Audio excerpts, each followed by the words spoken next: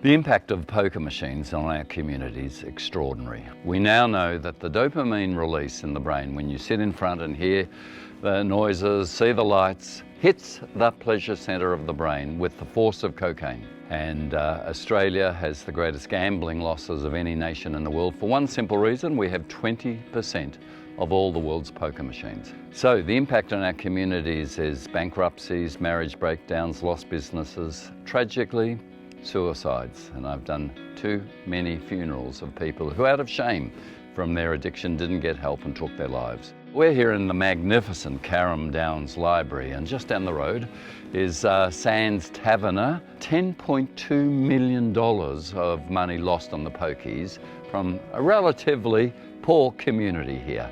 It's devastating. It's actually immoral.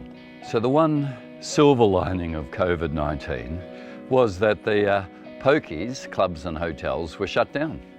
That saw something like $1.4 billion saved. That meant people paying their rent, feeding their kids, because it wasn't going down the mouth of a pokies venue. I would really hope that that lesson, that we can actually live without the pokies, and we have great community facilities, programs like Libraries After Dark mean we make a switch. And it's a switch that's good for ourselves personally and the community.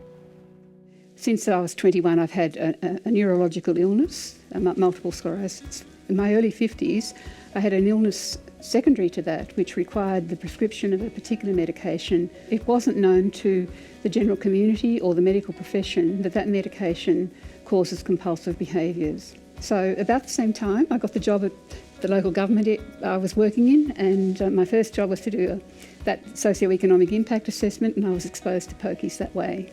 And this is intrinsic to my story. I fell immediately under the spell of the machines. I lost everything I valued.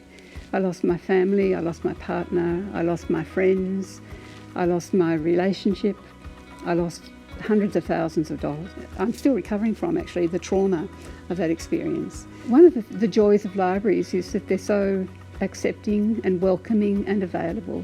When Libraries After Dark began, I went to one of the first sessions at Glenroy Library. There was a local author who'd written a book about adoption, and it was a really moving workshop. There was another woman there who was a nurse. She was about my age, and she had adopted out a son. I'd had a family member who had to have a child adopted out too, and it was a wonderful connection. We talked at that meeting, and we met a couple of times later, had lunch together and talked about those experiences, and it was really a connection that I never would have had without Libraries After Dark. I think it's wonderful there's a program, Libraries After Dark. The truth is we have too few community forum and venues after dark, which is why the pokies fill the vacuum. And when you come to a Libraries After Dark experience, even if you're not a reader, board games, films, people to chat to, wonderful, wonderful community if you're feeling alone without the addiction and the predatory relationship with a pokies machine.